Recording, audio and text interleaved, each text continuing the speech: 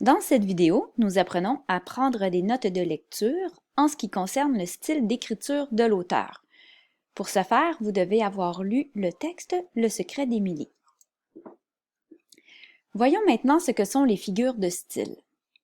Ce sont des procédés d'expression qui rendent un texte vivant, imagé, expressif. Nous utilisons beaucoup de figures de style lorsque nous parlons. Nous pouvons aussi en utiliser lorsque nous écrivons.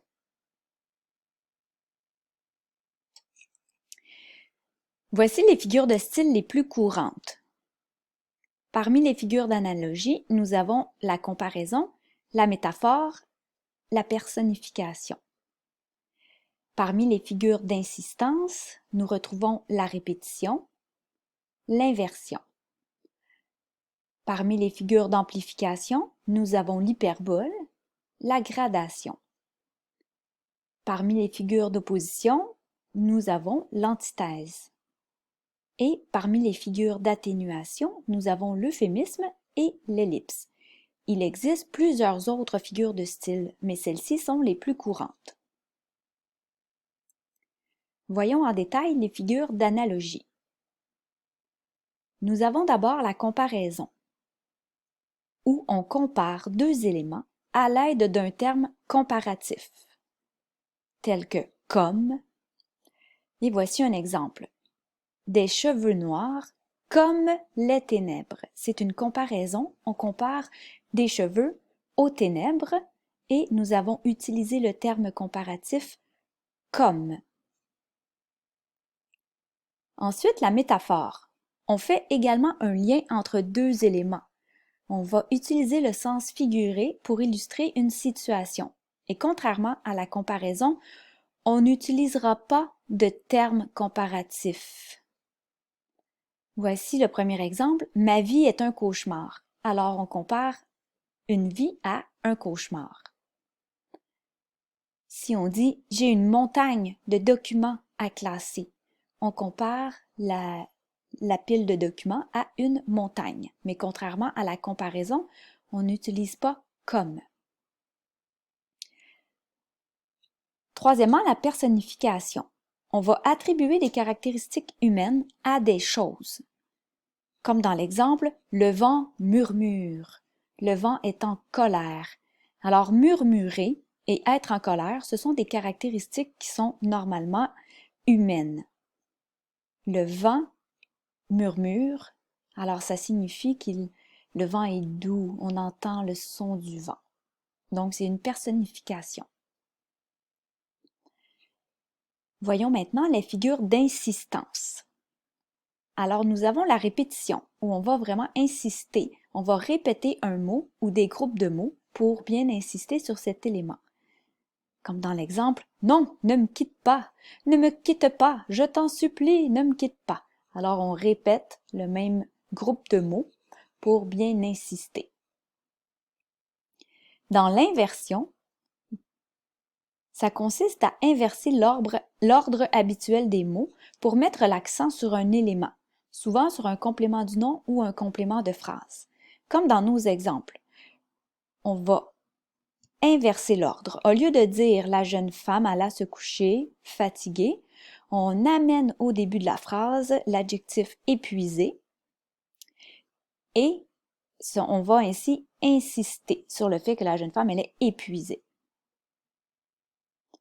Dans le deuxième exemple, au lieu d'écrire « Elle se cogna la tête sur une étagère en se penchant pour ramasser un livre », on veut insister que c'est lorsqu'elle s'est penchée pour ramasser le livre qu'elle s'est cognée la tête sur l'étagère. Alors, on va placer ce groupe de mots-là en début de phrase. Donc, on va inverser l'ordre pour mettre l'accent sur ce groupe de mots. Maintenant, les figures d'amplification.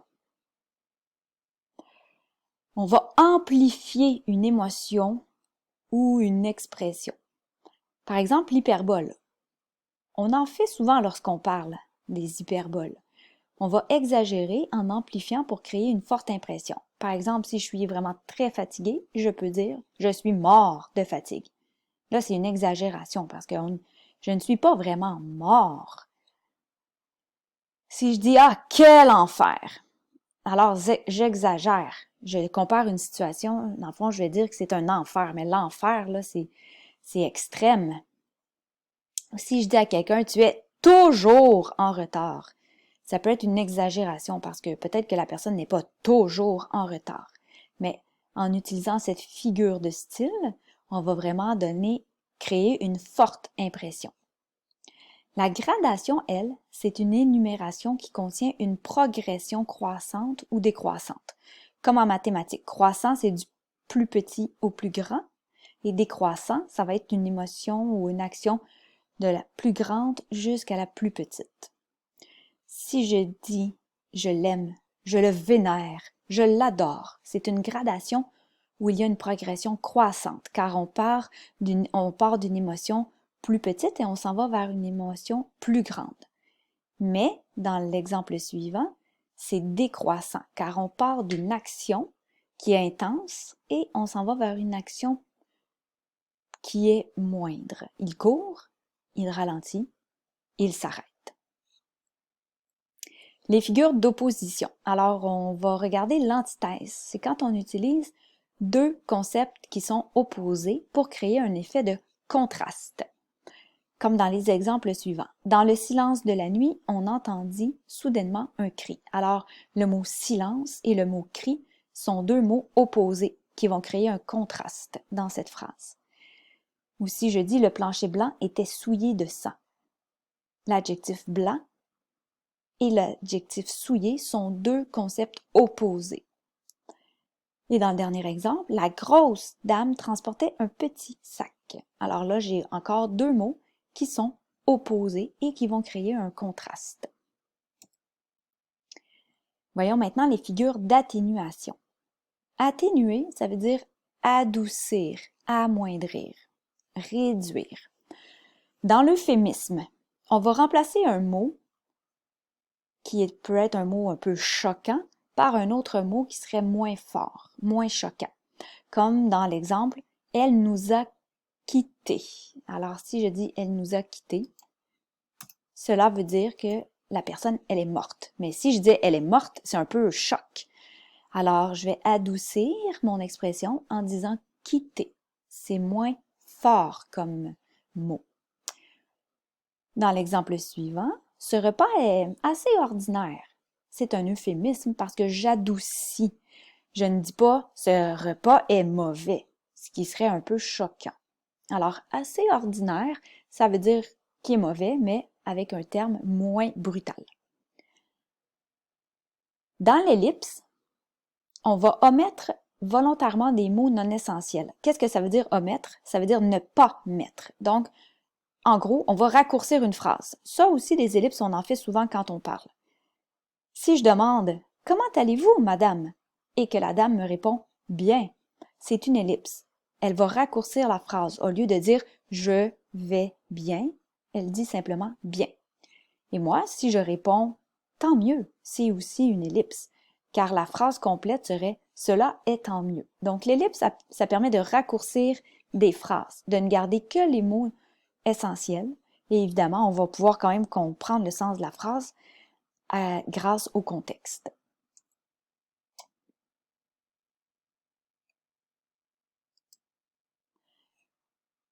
Dans le texte Le secret d'Émilie, voici les figures de style que j'ai relevées car je les trouvais marquantes. Dans l'exemple, je vis la fillette manier l'aiguille avec une rapidité et une précision stupéfiantes. Alors, c'est une hyperbole, c'est-à-dire une exagération, en raison du mot stupéfiante. Le mot stupéfiant, ça veut dire là, qu'il est très, très, très, très, très surpris, là, qui ressent de la stupeur. Alors, cette figure de style signifie qu'Eugénie, elle est fortement impressionnée par les talents d'Émilie. Nous avons aussi une autre hyperbole. Dans le passage suivant, toutes mes collègues me regardaient avec une expression d'horreur dans les yeux. Ça aussi, c'est une hyperbole car c'est une exagération. On dit que finalement, les collègues étaient vraiment très surprises et très inquiètes pour Eugénie. Et on a utilisé un mot exagéré qui est le mot horreur. Nous avons aussi une métaphore dans le texte Le secret d'Émilie. Lorsqu'on dit « Ce fut Madame Rosaire, une couturière très âgée, qui se décida enfin à briser le silence. » Donc, Madame Rosaire, elle brise pas vraiment le silence. Ce que ça veut dire, c'est que là, il y a un malaise général, personne ne dit un mot, c'est silencieux, et Madame Rosaire, elle va se décider à parler, à rompre le silence. Donc, c'est une métaphore à cause de l'utilisation du verbe briser. Finalement, dans l'expression « j'ai entendu dire entre les branches », ça aussi, ça va être une métaphore, ça va être une utilisation figurée. Ce que ça signifie, c'est que Eugénie, elle a entendu des rumeurs.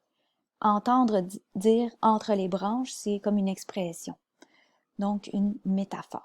Alors, je vous laisse compléter vos notes de lecture.